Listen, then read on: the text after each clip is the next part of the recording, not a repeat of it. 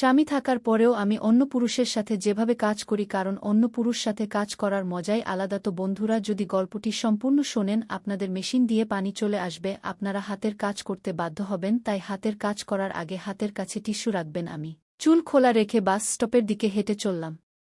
সকালের সময় ছিল, ভিড় তার চরমে পৌঁছেছিল। বাস এল এবং আমি উঠে গেলাম। আমি ইচ্ছে করে মাঝখানে দাঁড়ালাম, সেখানে যেখানে মানুষ একে অপরের সাথে সবচেয়ে বেশি ধাক্কা খায়। আমার চারপাশে মানুষ ছিল, কেউ অফিসে যাচ্ছিল, কেউ বাজারে। বাস চলতে শুরু করল এবং ভিড়ে ধাক্কাধাক্কি শুরু হয়ে গেল। ঠিক তখনই একটি ছেলে আমার পাশে দাঁড়াল। সে সম্ভবত কলেজের ছাত্র ছিল, লম্বা, পাতলা এবং তার শার্ট থেকে হালকা পারফিউমের গন্ধ আসছিল। বাসটি একটি তীব্র বাঁক নীল এবং সে আমার পিছনে আটকে গেল এবং সে ধীরে ধীরে বলল, হ্যালো বন্ধুরা, আমার নাম রেশমা। বয়স ঠিকঠাক বলবো না, কিন্তু এতটুকু বলতে পারি যে আমি এখন সেই মোডে আছি যেখানে যৌবন তার পূর্ণ রঙে থাকে। লোকেরা আমার সম্পর্কে কী ভাবে তা আমি জানি না, তবে হ্যাঁ, যখন আমি বাজারে শাড়ি পরে বের হই তখন অনেক চোখ আমার দিকে আটকে যায়। আমার চোখ বড়, কালো এবং তাদের মধ্যে একটি চমক আছে যা সম্ভবত মানুষকে আমার দিকে আকর্ষণ করে। আমার রং একদম ফর্সা, এমন যে যখন আমি লাল বা সবুজ শাড়ি পরি তখন আমার শরীর তাতে আরও বেশি ফুটে ওঠে। আমার শরীর সম্পর্কে একটু বলতে হয়, আমার কোমর পাতলা কিন্তু নিতম্ব চওড়া এবং ভরা। আমার বুক এমন যে শাড়ির পল্লু তা ঢাকতে একটু ব্যর্থ হয়। আমার চুল লম্বা, ঘন এবং কালো, আমি তা খোলা রাখি। আমার ঠোঁট গোলাপি, এবং যখন আমি হালকা হাসি দিই তখন সঞ্জয়, আমার স্বামী, বলে, রেশমা, তোমার এই অদা যে কাউকে দিওয়ানা করে দিতে পারে। আমার বিয়ের 7 বছর হয়ে গেছে। সঞ্জয় একজন ভালো মানুষ, তার চাকরি ভালো, বাড়িতে কোনো অভাব নেই এবং সে আমাকে এত ভালোবাসে যে কখনো কখনো মনে হয় এর বেশি আর কি চাই। রাতগুলোও ঠিক তেমনি হয় যেমন একজন নারী তার স্বামী থেকে চায়, গরম, ভালোবাসায় ভরা এবং সম্পূর্ণ। কিন্তু একদিন যখন আমি আমার মায়ের বাড়ি থেকে ফিরছিলাম, মায়ের অসুস্থতার কারণে আমি 2 দিন সেখানে থাকলাম। সঞ্জয় বলেছিল, রেশমা, তাড়াতাড়ি আসো, বাড়ি খালি লাগে তোমার ছাড়া। আমি হেসে বললাম, এ তো 2 দিনের ব্যাপার। কিন্তু সেদিন যখন আমি ফিরে আসছিলাম তখন এমন কিছু ঘটল যা আমার মাথায় গেঁথে গেল। আমি বাস ধরলাম, দুপুরের সময় ছিল এবং বাসে এত ভিড় যে পা রাখার জায়গা ছিল না। আমি একটি হালকা নীল রঙের শাড়ি পরেছিলাম যা আমার শরীরে লেপ্টে থাকত না কিন্তু হাওয়ায় হালকা হালকা উড়ত। আমি একটি সিটের পাশে দাঁড়িয়েছিলাম, এক হাতে লোহার রড ধরে, অন্য হাতে শাড়ির পল্লু সামলাচ্ছিলাম। বাস চলছিল এবং ভিড়ে মানুষ একে অপরের সাথে ধাক্কা খাচ্ছিল। ঠিক তখন বাস একটি ঝাঁকুনি দিল। আমার পিছনে কেউ দাঁড়িয়েছিল, সম্ভবত একজন পুরুষ, তার শ্বাস থেকে বোঝা যাচ্ছিল। তার কাঁধ আমার পিঠে ধাক্কা দিল এবং তার শ্বাস আমার কানের কাছে অনুভূত হল। সেই মুহূর্ত কয়েক সেকেন্ডের ছিল, কিন্তু আমার জন্য যেন সময় স্থির হয়ে গিয়েছিল। তার উষ্ণতা আমার পিঠ দিয়ে আমার সমস্ত শরীরে ছড়িয়ে পড়ল, আমার হাত ঠান্ডা হয়ে গেল এবং শ্বাস যেন থেমে গেল। আমি ফিরে তাকাইনি, সম্ভবত ভয় ছিল, সম্ভবত লজ্জা। কিন্তু সেই অনুভূতি আমার ভিতরে কোথাও গভীরে নেমে গেল। বাস আবার চলতে শুরু করল এবং সেই ব্যক্তি আমার পিছনে দাঁড়িয়ে রইল। তার উপস্থিতি আমি অনুভব করছিলাম, যদিও সে আবার আমাকে স্পর্শ করেনি। আমি নিজেকে বললাম, রেশমা, এ কি হচ্ছে? কিন্তু আমার হৃদয় অন্য কথা বলছিল। তার শ্বাসের উষ্ণতা, তার কাঁধের হালকা চাপ, এইসব আমার মাথায় বারবার ঘুরছিল। যখন আমার স্কপেল, আমি নেমে গেলাম। বাসের জানালা থেকে আমি তার দিকে তাকানোর চেষ্টা করলাম, কিন্তু ভিড়ে সে কোথায় হারিয়ে গিয়েছিল। আমি বাড়ির দিকে হেঁটে চললাম, কিন্তু আমার মন সেই মুহূর্তে আটকে গিয়েছিল। যখন আমি বাড়ি পৌঁছলাম, সঞ্জয় দরজা খুলল। সে আমাকে জড়িয়ে ধরে জিজ্ঞাসা করল, যাত্রা কেমন ছিল? আমি হালকা হেসে বললাম, ঠিক ছিল। তার বাহুতে সেই উষ্ণতা ছিল, সেই ভালোবাসা যা সবসময় আমাকে শান্তি দেয়া। আমরা একসাথে খাবার খেলাম। সঞ্জয় মায়ের স্বাস্থ্য সম্পর্কে জিজ্ঞাসা করল, আমি উত্তর দিলাম, কিন্তু আমার মাথা কোথাও অন্যত্র ছিল। রাতে আমরা আমাদের ঘরে গেলাম। সঞ্জয় আমার কাছাকাছি এল, কিন্তু সেই রাতে আমার মন কোথাও অন্যত্র ছিল। আমি সেই অচেনা ব্যক্তির স্পর্শকে মনে করছিলাম, সেই হালকা ধাক্কা, সেই অচেনা উষ্ণতা। কেন এটি আমার এত ভাল লেগেছিল? সঞ্জয়ের ভালোবাসা তো সম্পূর্ণ ছিল, তবুও সেই ভিড়ের মুহূর্তটি আমার মাথা থেকে বের হচ্ছিল না। সঞ্জয় ঘুমিয়ে পড়ল, কিন্তু আমি জেগে রইলাম। আমি চোখ বন্ধ করে সেই মুহূর্তটি আবার অনুভব করার চেষ্টা করলাম। আমার শ্বাস দ্রুত হয়ে গেল, আমার হাত ধীরে ধীরে আমার শরীরে ঘুরতে লাগল। আমি নিজেকে স্পর্শ করলাম এবং সেই অনুভূতি। শুধু এতটুকু বলব যে সেই রাতে ঘুম দেরিতে এসেছিল। পরের দিন সকালে আমি উঠলাম, সঞ্জু অফিসে চলে গিয়েছিল। আমি গোসল করলাম, একটি সুন্দর গোলাপি শাড়ি পরলাম, এবার হালকা গোলাপি যা আমার রঙে খুব মানিয়েছিল। আমি আয়নায় নিজেকে দেখলাম, আবার বাস স্টপে গেলাম। এবার ইচ্ছে করে সকালের সময় বেছে নিলাম অফিসে যাওয়ার ভিড়। বাস এল এবং আমি উঠে গেলাম, ভিড়ে ধাক্কাধাক্কি হচ্ছিল। আমি ইচ্ছে করে মাঝখানে দাঁড়িয়ে গেলাম যেখানে মানুষ সবচেয়ে বেশি ধাক্কা খায়। তখনই একটি হাত আমার কোমরের কাছে স্পর্শ করল। সেটা সম্ভবত ভুলে হয়েছিল, হয়তো কেউ ব্যাগ সামলাচ্ছিল। কিন্তু আমার জন্য সেটা যেন বিদ্যুতের ঝটকা ছিল। আমার ঠোঁট শুকিয়ে গেল এবং শ্বাস দ্রুত হয়ে উঠল। আমি চোখ বন্ধ করে সেই মুহূর্তটা অনুভব করলাম। সেই হাত সরে গেল, কিন্তু তার স্পর্শ আমার শরীরে থেকে গেল। যখন আমি বাড়ি ফিরলাম, আমার হৃদয় দ্রুত স্পন্দিত হচ্ছিল। সঞ্জয়, আমার স্বামী, আমাকে সব দিক দিয়ে খুশি রাখত। তবুও জানি না কেন সেই অচেনা উত্তাপ আমাকে বারবার টানছিল। সেই দিনের পর আমি নিজেকে বোঝানোর অনেক চেষ্টা করলাম। আমি ভেবেছিলাম, রেশমা, এসব কি হচ্ছে? তোমার বাড়ি, তোমার স্বামী, সব কিছুই তো পেয়েছ। তাহলে এই অস্থিরতা কেন? কিন্তু আমার মন আমার কথা মানছিল না। সেই অনুভূতি, সেই হালকা চাপ, সেই অচেনা শ্বাস প্রতি রাতেই আমার মনে পড়ত। অবশেষে আমি সিদ্ধান্ত নিলাম, আমি সেই অনুভূতি আবার অনুভব করব। কয়েকদিন আমি নিজেকে বাড়ির কাজে ব্যস্ত রাখার চেষ্টা করলাম। সকালে উঠে সঞ্জয়ের জন্য নাস্তা বানাতাম, বাড়ি সামলাতাম। কিন্তু যখনই আমি একা থাকতাম, আমার মস্তিষ্ক সেই বাসের দিকে ছুটে যেত। একদিন আমি সাহস জোগাড় করলাম। আমি একটি হালকা শাড়ি পরলাম, এবার সাদা, যাতে সোনালি কিনারা ছিল। সেই শাড়ি আমার শরীরে এমনভাবে লাগছিল যে আমার কোমর এবং নিতম্বের গঠন হালকা করে ফুটে উঠছিল। আমি চুল খুলে রেখে বাস স্টপের দিকে হেঁটে গেলাম। সকালের সময় ছিল, ভিড় ছিল চরমে। বাস এল এবং আমি উঠে গেলাম। আমি ইচ্ছে করে মাঝখানে দাঁড়ালাম, যেখানে মানুষ একে অপরের সাথে সবচেয়ে বেশি ধাক্কা খায়। আমার চারপাশে মানুষ ছিল, কেউ অফিসে যাচ্ছিল, কেউ বাজারে। বাস চলতে শুরু করল এবং ভিড়ে ধাক্কাধাক্কি শুরু হল। তখনই একটি ছেলে আমার পাশে দাঁড়াল। সে সম্ভবত কলেজের ছাত্র ছিল, লম্বা, পাতলা এবং তার শার্ট থেকে হালকা পারফিউমের গন্ধ আসছিল। বাস একটি তীব্র বাঁক নিল এবং সে আমার পিছনে এসে ধাক্কা খেল। তার বুক আমার পিঠে স্পর্শ করল, তার শ্বাস আমার কানের কাছে ছিল এবং তার উত্তাপ আমার শরীরে প্রবেশ করল। আমার হাতে শিহরণ ছুটে গেল। আমি ফিরে তাকালাম না, কিন্তু আমার চোখ বন্ধ হয়ে গেল। সেই মুহূর্ত কয়েক সেকেন্ডের ছিল, কিন্তু আমার জন্য যেন এক অনন্তকাল। সে নিজেকে সামলে নিল এবং একটু পিছে সরে গেল, কিন্তু তার উপস্থিতি আমার কাছে থেকে গেল। আমি ভেবেছিলাম, এ কি জাদু! আমার ঠোঁট শুকিয়ে গিয়েছিল এবং আমার হৃদয় দ্রুত স্পন্দিত হচ্ছিল। বাস যখন থামল, আমি নেমে গেলাম। আমি সেই ছেলেটির দিকে তাকানোর চেষ্টা করলাম, কিন্তু সে ভিড়ে হারিয়ে গিয়েছিল। আমি বাড়ির দিকে হাঁটতে লাগলাম, কিন্তু আমার মন সেই মুহূর্তে আটকে গিয়েছিল। সেই দিন বাড়ি পৌঁছে আমি আয়নায় নিজেকে দেখলাম। আমার গাল লাল হয়ে উঠছিল এবং আমার চোখে একটি চমক ছিল যা আগে ছিল না। সঞ্জয় যখন অফিস থেকে ফিরল, সে আমাকে জড়িয়ে ধরল। সে বলল, রেশমা, আজ তুমি কিছুটা আলাদা লাগছ। ও আমি হেসে কথা এড়িয়ে গেলাম। রাতে আমরা আমাদের ঘরে গেলাম। সঞ্জয় আমার কাছাকাছি এল, তার উত্তাপ আমার জন্য সেই মুহূর্তটিকে সবসময় বিশেষ করে তুলত। তার ভালোবাসা, তার উত্তাপ। কিন্তু সেই রাতে আমার মন কোথাও অন্যত্র ছিল। আমি সেই ছেলেটির স্পর্শ মনে করছিলাম, তার পারফিউমের গন্ধ, তার হালকা চাপ।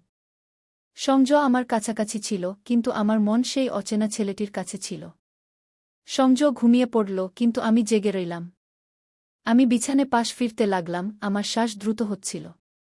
আমি সেই মুহূর্তটিকে আবার অনুভব করার চেষ্টা করলাম, তার উত্তাপ, তার শ্বাস।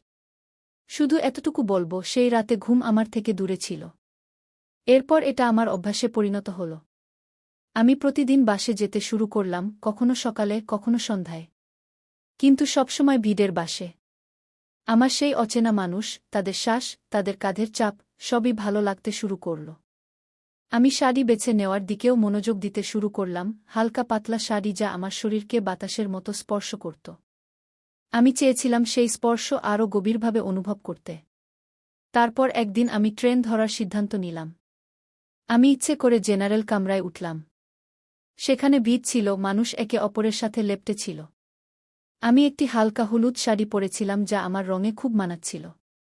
আমার পাশে একটি মধ্যবয়সী মানুষ দাঁড়িয়েছিল, তার শার্ট পুরনো ছিল এবং তার শ্বাসে তামাকের হালকা গন্ধ ছিল।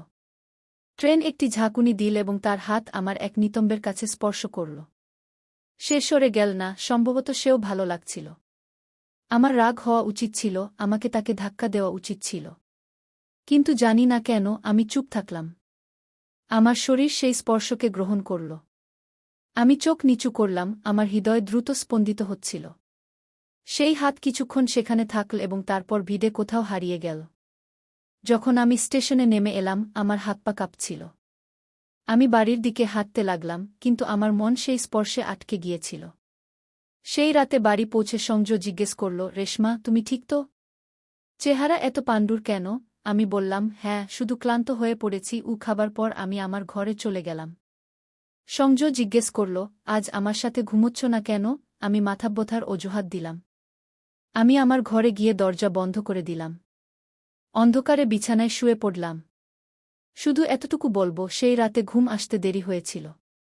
পরের কয়েকদিন আমি একইভাবে ভিড়ে যেতে থাকলাম, কখনো বাসে, কখনো ট্রেনে। প্রতিবার একটি নতুন অনুভূতি, একটি নতুন স্পর্শ। এখন আমার আর ভয় হচ্ছিল না। আমি চাইতাম কেউ আমাকে স্পর্শ করুক, অনিচ্ছাকৃতভাবে বা ইচ্ছাকৃতভাবে। সেই উষ্ণতা, সেই চাপ আমার ভাল লাগতে শুরু করেছিল। কিন্তু সংজয় কিছুটা বুঝতে শুরু করেছিল। এক সন্ধ্যায় সে অফিস থেকে তাড়াতাড়ি ফিরে এল। আমি তখন বাড়িতে ছিলাম না, ভিডের বাসে ছিলাম। যখন ফিরলাম সে বলল, রেশমা, তুমি আজকাল খুব বাইরে থাকছ, কি ব্যাপার? আগে তো তুমি বাড়ি থেকে কমই বের হতে। কি? তার কণ্ঠে সন্দেহ ছিল, কিন্তু সে রাগে ছিল না। আমি ঘাবড়ে গেলাম, কিছুক্ষণ চুপ করে থাকলাম, তারপর বললাম, এমনি ইচ্ছা করে, একটু ঘুরে বেড়াতে ভালো লাগে। কুশে আমার চোখের দিকে তাকাল এবং রাতে একা ঘুমানো নিয়ে বলল, আমি কি তোমাকে বিরক্ত করছি? তার প্রশ্ন আমার হৃদয়ে বিঁধে গেল। আমি বললাম, না সংজয়, তা নয়, শুধু ঘুম আসে না। সে চুপ রইল, কিন্তু তার চোখে এমন কিছু ছিল যা আমাকে ভয় পাইয়ে দিল। সেই রাতে আমি আবার আমার ঘরে গেলাম। সংজয় কিছু বলল না, কিন্তু আমার মনে হচ্ছিল সে এখন নজর রাখবে। আমি ভাবলাম, রেশমা, তোমার থামা উচিত। কিন্তু আমার মন প্রস্তুত ছিল না। সেই নেশা আমার ভেতর এত গভীরে প্রবেশ করেছিল যে আমি তা ছাড়তে পারছিলাম না। পরের দিন আমি আবার বেরিয়ে পড়লাম। এবার আমি একটি লাল শাড়ি পরেছিলাম, পাতলা ও চকচকে। আমি বাসে উঠলাম, ভিড়ে একটি যুবক আমার পাশে দাঁড়িয়েছিল। তার শার্টের হাতা আমার হাতাকে স্পর্শ করছিল। বাস থামল এবং তার হাত আমার কোমরে হালকা করে লেগে গেল। সে ক্ষমা চাইতে লাগল, কিন্তু আমি তাকে থামিয়ে দিলাম। কোনো সমস্যা নেই, আমি হালকাভাবে বললাম। আমার ঠোঁটে একটি হাসি ছিল এবং আমার হৃদয়ে একটি ঝড়। যখন বাড়ি ফিরলাম, সংজয় আগে থেকেই বাড়িতে ছিল। সে বলল, রেশমা, তোমার মুখ আজ আবার লাল কেন? তুমি ঠিক আছ তো? আমি হেসে বললাম, হ্যাঁ, শুধু গরম ছিল বাইরে। কিন্তু আমার মনে হচ্ছিল সে আমার কথায় বিশ্বাস করছে না। সংজয়ের সন্দেহ এখন স্পষ্ট হয়ে উঠছিল। সে আমাকে প্রশ্ন করত, আমার চোখে উত্তর খুঁজত, কিন্তু আমি প্রতিবার অজুহাত দিয়ে কথা এড়িয়ে যেতাম। আমার মনে হচ্ছিল সে শীঘ্রই সত্যি জানতে পারবে।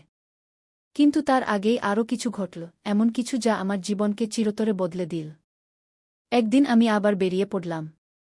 সেই দিন আমি একটি গাঢ় নীল রঙের শাড়ি পরেছিলাম, পাতলা ও মসৃণ, যা আমার দেহে ঢেউ খেলছিল। আমার চুল খোলা ছিল এবং আমি হালকা মেকআপ করেছিলাম, কাজল ও হালকা লিপস্টিক। আমি আয়নায় নিজেকে দেখে হেসেছিলাম। আমার ভেতর একটি অদ্ভুত অস্থিরতা ছিল, যেন কিছু বড় ঘটতে চলেছে। আমি সেই দিন ট্রেন ধরলাম, ইচ্ছাকৃতভাবে জেনারেল কামরায় উঠলাম। ভিড় ছিল, লোকেরা একে অপরের সাথে লেপ্টে ছিল। আমি মাঝখানে দাঁড়িয়ে গেলাম। আমার চারপাশে লোক ছিল, কিছু শ্রমিক, কিছু অফিসযাত্রী। ট্রেন চলতে শুরু করল এবং ধাক্কাধাক্কি শুরু হল।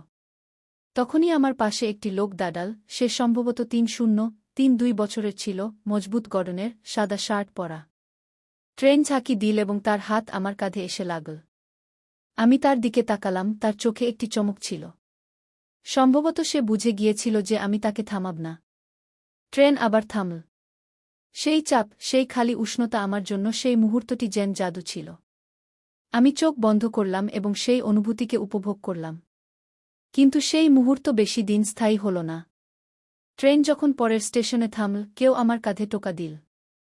আমি চোখ খুললাম, আমার সামনে একটি সাদা ইউনিফর্ম পরা লোক দাঁড়িয়েছিল। সে বলল, ম্যাডাম, আমার সাথে নেমে আসুন। আমার হাত পা ঠান্ডা হয়ে গেল। আমি বুঝে গেলাম কিছু ভুল হয়ে গেছে। আমি ট্রেন থেকে নেমে গেলাম। সেই লোক আমাকে একটি কোণে নিয়ে গেল এবং তার ব্যাজ দেখাল। সে পুলিশ ছিল। সে বলল, ম্যাডাম, আপনি প্রতিদিন এখানে সেখানে বিডে কেন ঘুরছেন? আমাদের কিছু অভিযোগ এসেছে। লোকেরা বলছে আপনি ইচ্ছাকৃতভাবে এমন জায়গায় যাচ্ছেন। আমার হৃদয় দ্রুত স্পন্দিত হচ্ছিল। আমি বললাম, না, এমন কিছু নয়, আমি শুধু ভ্রমণ করছিলাম। কিন্তু আমার কণ্ঠ কাঁপছিল। সে আমার দিকে গভীরভাবে তাকাল এবং বলল, আপনার উপর নজর রাখা হচ্ছে। অনেক লোক আপনার আচরণে বিরক্ত। এসব কি হচ্ছে? আমি চুপ রইলাম, আমার কোনো উত্তর ছিল না। সে আমাকে থানায় যেতে বলল। পথে আমার মাথায় ঝড় বয়ে যাচ্ছিল। রেশমা, তুমি কোথায় চলে গেছ? একজন মহিলা পুলিশ অফিসার আমাকে জিজ্ঞাসাবাদ করল। আমি প্রথমে অজুহাত দিলাম, কিন্তু সে বুদ্ধিমতী ছিল। সে বলল, আমরা সব জানি। আপনার আচরণ ভুল, এটি অপরাধ, প্রকাশ্য স্থানে অশালীন আচরণ। কি আমার চোখে জল চলে এল। আমি বললাম, আমি কাউকে ক্ষতি করিনি। কিন্তু সে বলল, আপনার আচরণ অন্যদের বিরক্ত করে, এটি ভুল। তারপর পুলিশ সংজয়কে ফোন করল। যখন সে থানায় এল, তার চোখে রাগ ও ব্যথা ছিল। সে আমাকে বলল, রেশমা, এসব কি? আমি তোমার কি কমতি রেখেছিলাম? আমি চুপ ছিলাম, আমার কাছে কোনো উত্তর ছিল না। সে বলল, তুমি আমাকে ঠকিয়েছ, আমি তোমার সঙ্গে থাকতে পারি না। সেই দিন সংজয় আমাকে ছেড়ে চলে গেল। পুলিশ আমাকে কোর্টে হাজির করল। জজ আমার কথা শুনলেন, কিন্তু সব প্রমাণ আমার বিরুদ্ধে ছিল। আমাকে শাস্তি শোনানো হল 6 মাসের জেল। জেলে আমার জীবন বদলে গেল। সেখানে ছিল একাকিত্ব, ঠান্ডা দেয়াল এবং সেই নিস্তব্ধতা যা আমাকে প্রতিটি মুহূর্তে আমার ভুল মনে করিয়ে দিত। প্রথম রাতে আমি কেঁদেছিলাম, ভেবেছিলাম, রেশমা, তুমি কি করেছ? একটা নেশার পিছনে নিজের জীবন ধ্বংস করে দিয়েছ। জেলে আমাকে কঠোর পরিশ্রম করতে হতো। সারাদিন কাজ আর রাতে একা বিছানায় শুয়ে ভাবনা। আমি সংজয়কে মনে করতাম, তার বাহুর উষ্ণতা, তার ভালোবাসা, সবকিছু যা আমার ছিল আর আমি হারিয়ে ফেলেছি। আমি সেই অচেনা স্পর্শগুলোকেও মনে করতাম, কিন্তু এখন সেগুলো আমার ভালো লাগত না। সেটা একটা ভুল ছিল, একটা নেশা যা আমাকে এখানে নিয়ে এসেছে। যখন আমার শাস্তি শেষ হল, আমি বেরিয়ে এলাম। আমার কাছে এখন কিছুই নেই, না ঘর, না সংজয়, না সেই পুরনো রেশমা।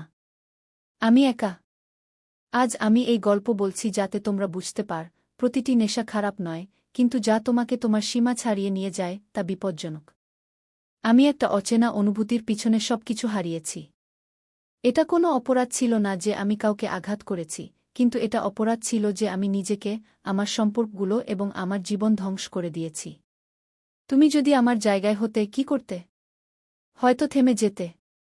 আমি থামিনি, আর আজ তার ফল ভুগছি। আমার শিক্ষা এটাই, তোমার মনকে নিয়ন্ত্রণে রাখো। একটা ভুল পদক্ষেপ তোমাকে এমন জায়গায় নিয়ে যেতে পারে যেখান থেকে ফেরা কঠিন। আমি এখন একটা নতুন শুরু করতে চাই, কিন্তু এই দাগ আমার সঙ্গে সবসময় থাকবে। তো বন্ধুরা, এই গল্প থেকে আমরা এই শিক্ষা পাই, অপরাধ যত ছোটই হোক না কেন, তা অপরাধী থাকে এবং তার শাস্তিও মিলবেই। রেশমা ভেবেছিল সে কাউকে আঘাত করেনি, কিন্তু যা সে করছিল তা একটা অপরাধ ছিল। রেশমা অনেকবার ভেবেও ছিল যে এসব ভুল, কিন্তু সে তা উপেক্ষা করেছিল এবং নিজের জীবন ধ্বংস করে দিয়েছিল। তো বন্ধুরা, এই শিক্ষামূলক গল্পটি তোমাদের কেমন লাগলো? কমেন্ট করে জানাও। আর এমন গল্পের জন্য আমাদের চ্যানেলটি সাবস্ক্রাইব করতে ভুলো না। ধন্যবাদ।